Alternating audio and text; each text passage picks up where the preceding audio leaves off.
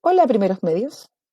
Soy la profesora Verónica de Historia y les vengo a contar qué hicimos en la clase número 3 del día lunes 15 de marzo, ¿ya? Para los que no estuvieron de forma presencial. Lo primero que obviamente tenemos que reiterar siempre es que dentro tanto de la sala de clases como cuando trabajemos remotamente, hay que tener los materiales cerca, hay que ser constante en el trabajo, tenemos que tener un lenguaje adecuado y un trato respetuoso, junto con las normas de distanciamiento social y protección con mascarilla dentro de la sala. Lo que trabajamos el día lunes fue el OA número 3 de octavo, el objetivo de aprendizaje número 3, que es caracterizar el Estado moderno con sus principales características. Eso significa el Estado absolutista y el sistema de organización política llamada monarquía absoluta. Para que estemos súper claros en qué etapa de la historia estamos trabajando, como pueden ver, en la Edad Moderna, desde el siglo XV al siglo XVIII. Eso significa en el periodo donde existen muchas transformaciones en la historia de la humanidad, como por ejemplo la Reforma Protestante, el quiebre de la Iglesia Católica, el surgimiento del Renacimiento y una mirada centrada en lo humano. Y tenemos esta forma de gobierno llamada absolutismo que aparece principalmente en Europa. Cuando nosotros caracterizamos en clase, en la sala de clase, de qué se trata la monarquía absoluta o absolutismo, tenemos que tener en cuenta, como bien sabe la imagen, que el protagonista de este sistema político es el rey o monarca. Él es el personaje principal, ya que en él existe la concentración de poderes. Él tiene o se atribuye los poderes de la justicia, la creación de leyes, tiene en su mano el poder económico, también el poder religioso y la figura más emblemática e importante de la sociedad. Ya, de hecho, en torno a su figura se arma la pirámide social hacia abajo con las diferentes clases o estamentos sociales. ¿Ya? Este sistema de gobierno se dio principalmente en Europa, donde va de la mano con la formación de los estados nacionales o países como los conocemos. Los tres ejemplos más clásicos siempre son Inglaterra, con su monarquía parlamentaria, España, Francia y Alemania, que tuvieron estos monarcas absolutos. También tenemos que agregar, por ejemplo, el Imperio Ruso, que tuvo su rey o zar durante mucho tiempo, durante toda la Edad Moderna, hasta principios del siglo XX. Quizás fue una de las monarquías absolutas más extensas que ha existido. Cuando nos hablamos de esta concentración de poder, una de las razones o explicaciones que existen para esto es la teoría del derecho divino.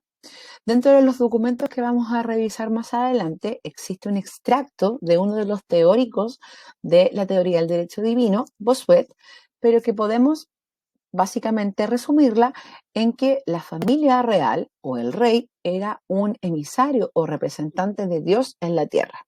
Tenía en cierta forma la misma connotación que tiene el Papa para la Iglesia Católica. Era una representación del poder divino en la tierra. Y era su derecho gobernarnos y también era su derecho tomar ciertas decisiones y la población debía aceptarlo. Cuando vemos este infograma, que está en torno a la corona del monarca, podemos ver también que tiene concentración del poder militar. Él es el dueño o en general, el general del ejército para dirimir problemas tanto internos del país que está en proceso de unificación como problemas externos con otros países que están precisamente a la par en el mismo proceso histórico de consolidar fronteras, consolidar países y tener monarquías absolutas. ¿Ya? Por eso, además de tener ejércitos, se trataron de instalar relaciones diplomáticas entre países. Muchas veces los países hacían alianzas entre ellos a través de sus hijos, alianzas matrimoniales, para tener buenas relaciones en estos países nacientes europeos. ¿Ya?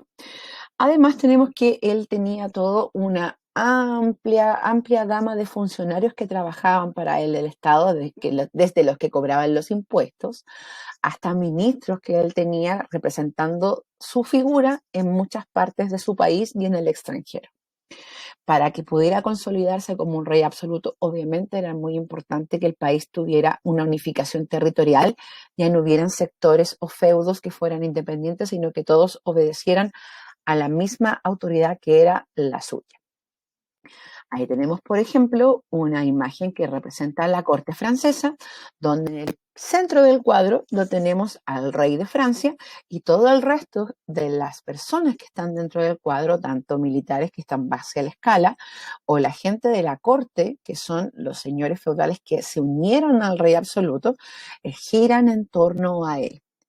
En esta época, la vida de palacio de un rey absoluto es una vida que gira en torno al monarca y sin embargo es muy lujosa, tiene un estilo de vida donde se necesitan muchos recursos. Por eso era muy necesario el pago de impuestos de la población para mantener este estilo de vida.